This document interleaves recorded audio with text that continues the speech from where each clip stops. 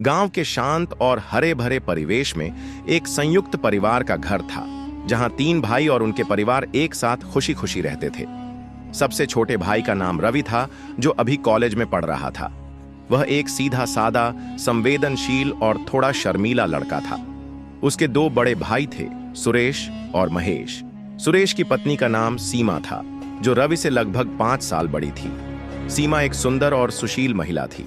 उसकी बड़ी बड़ी आंखें, मधुर वाणी और शांत स्वभाव ने घर के सभी सदस्यों का मन मोह लिया था। वह घर के कामों में निपुण थी और सबका बहुत ध्यान रखती थी। रवि हमेशा अपनी भाभी का सम्मान करता था, जैसा कि भारतीय संस्कृति में सिखाया जाता है। वह उन्हें भाभी जी कहकर बुलाता और उनके सामने हमेशा अदब से पेश आता था। रवि ने कभी सीमा को अकेले में नहीं देखा था। घर में हमेशा किसी न किसी का आना जाना लगा रहता था। सुबह से लेकर रात तक घर के सदस्य अपने अपने कामों में व्यस्त रहते थे और सीमा हमेशा या तो अपनी सास के साथ रसोई में काम करती हुई दिखती थी, या बच्चों को संभालती हुई, या फिर घर के अन्य कामों में लगी रहती थी। रवि ने हमेशा उन्हें परिवार के एक अभिन्न और सम्मानित सदस्य के रूप में देखा था। एक दिन गांव में एक बड़ा मेला लगा हुआ था। घर के सभी सदस्य, रवि के माता पिता, उसके 2 बड़े भाई और उनके बच्चे मेले में जाने की तैयारी कर रहे थे। सीमा की तबीयत थोड़ी ठीक नहीं थी, इसलिए उसने घर पर ही रुकने का फैसला किया। सुरेश उसे अकेला छोड़कर जाने में थोड़ा हिचकिचा रहा था, लेकिन सीमा ने उसे समझाया कि वह ठीक है और उसे बच्चों के साथ मेले का आनंद लेना चाहिए। रवि भी मेले में जाने के लिए उत्साहित था, लेकिन कहीं ना कहीं उसके मन में एक अजीब सी उदासी थी कि भाभी जी घर पर अकेली रहेंगी और वह उनके साथ नहीं होगा।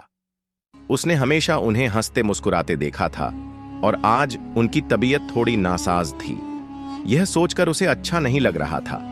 जब सब लोग मेले के लिए निकल गए और घर पूरी तरह से शांत हो गया, तो रवि को अपनी एक किताब की जरूरत महसूस हुई, जो उसके कमरे में नहीं थी।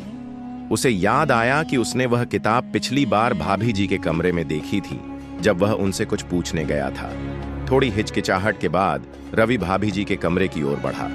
उसने दरवाजे पर धीरे से दस्तक दी। कौन है? अंदर से सीमा की धीमी आवाज आई। भाभी जी, मैं हूं, रवि। आओ रवि। रवि ने धीरे से दरवाजा खोला और अंदर दाखिल हुआ। कमरे में हल्की धूप आ रही थी, जो खिड़की से छन कर आ रही थी। सीमा बिस्तर पर बैठी हुई थी। उनका चेहरा थोड़ा मुरझाया हुआ लग रहा था। उन्होंने एक साधारण सी सूती साड़ी पहनी हुई थी और उनके बाल खुले हुए थे, जो आम तौर पर रवि ने कभी नहीं देखा था। हमेशा करीने से बंधे रहने वाले उनके बाल उनके चेहरे पर बिखरे हुए थे, जिससे उनकी सुंदरता और भी बढ़ गई थी। कमरे में एक अजीब सी शांति थी, जो पहले कभी रवि ने महसूस नहीं की थी।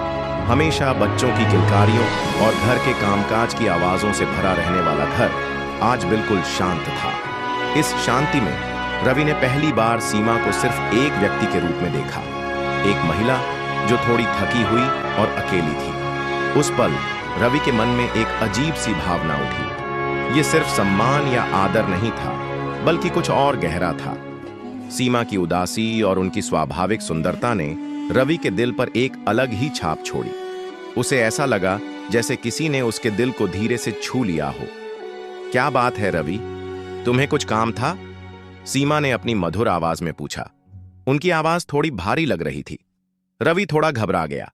वह अपनी किताब के बारे में लगभग भूल ही गया था। हाँ भाभी जी, मुझे वह किताब चाहिए थी जो मैंने पिछली बार आपके कमरे में देखी थी। ओह हाँ, रुको, मैं देखती हूं। सीमा धीरे से बिस्तर से उठी और कमरे के एक कोने में रखी हुई छोटी सी मेज की ओर गईं। उन्होंने कुछ किताबें हटाईं और फिर रवि की किताब निकालकर उसे दे दी। जब सीमा ने किताब रवि को दी, तो उनके हाथ हल्के से टकरा गए। एक क्षण के लिए दोनों की आंखें मिली। रवि ने सीमा की आंखों में एक क्षणिक उदासी देखी, जिसे देखकर उसका मन और भी बेचैन हो गया। धन्यवाद भाभी जी, रवि ने धीरे से कहा। उसकी आवाज में एक अजीब सी लड़खड़ाहट थी। कोई बात नहीं रवि, अपनी पढ़ाई पर ध्यान दो, सीमा ने हल्की सी मुस्कान के साथ कहा। रवि कमरे से बाहर निकल आया, लेकिन उसका मन अभी भी उसी क्षण में अटका हुआ था जब उसने सीमा को अकेले देखा था।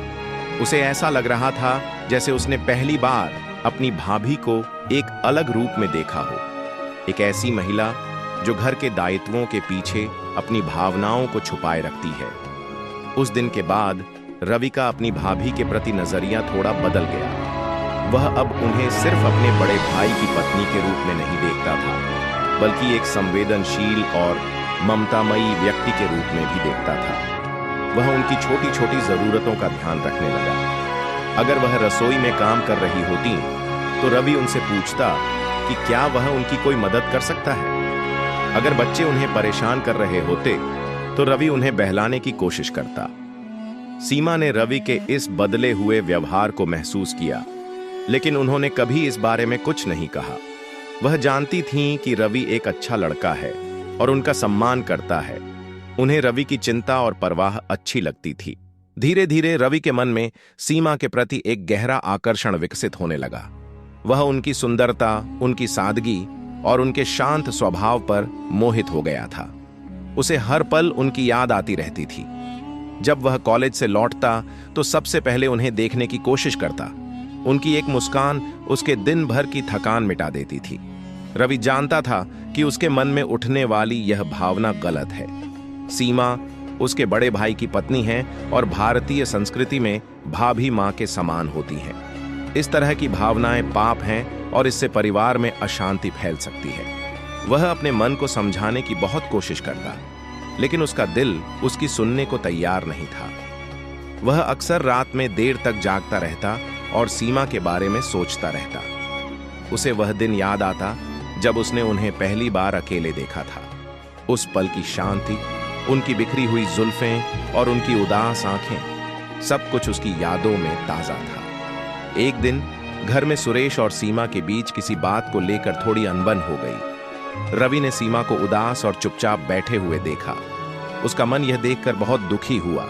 वह उनके पास जाना चाहता था और उनसे उनकी उदासी का कारण पूछना चाहता था, लेकिन वह हिम्मत नहीं जुटा पाया। उस रात रवि को बिल्कुल नींद नहीं आई। वह बेचैनी से कमरे में इधर उधर घूमता रहा। उसके मन में एक तूफान मचा हुआ था। एक तरफ उसका कर्तव्य और पारिवारिक मर्यादाएं थीं और दूसरी तरफ उसके दिल की अनियंत्रित भावनाएं थीं। सुबह जब रवि उठा तो उसने एक महत्वपूर्ण फैसला कर लिया था। वह जानता था कि उसे अपनी भावनाओं पर काबू पाना होगा। सीमा उसके भाई की पत्नी है और हमेशा रहेंगी।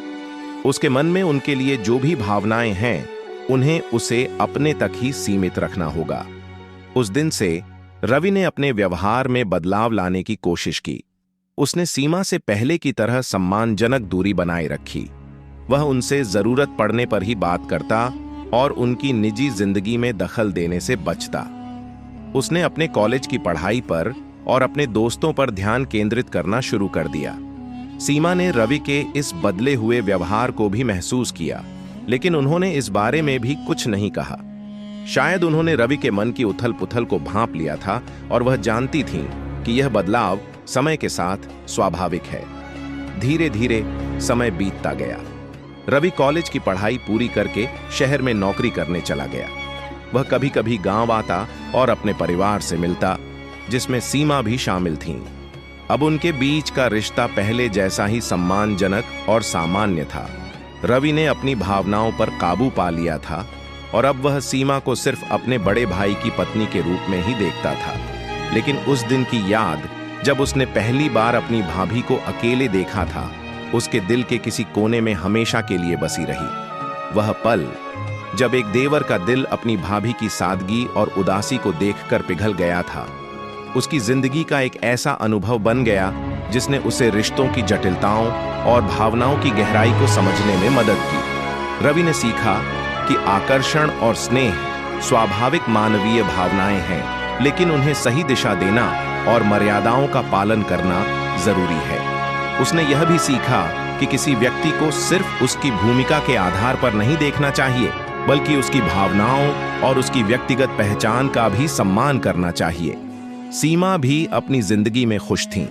उन्होंने अपने परिवार का ध्यान रखा और अपने कर्तव्यों का पालन किया।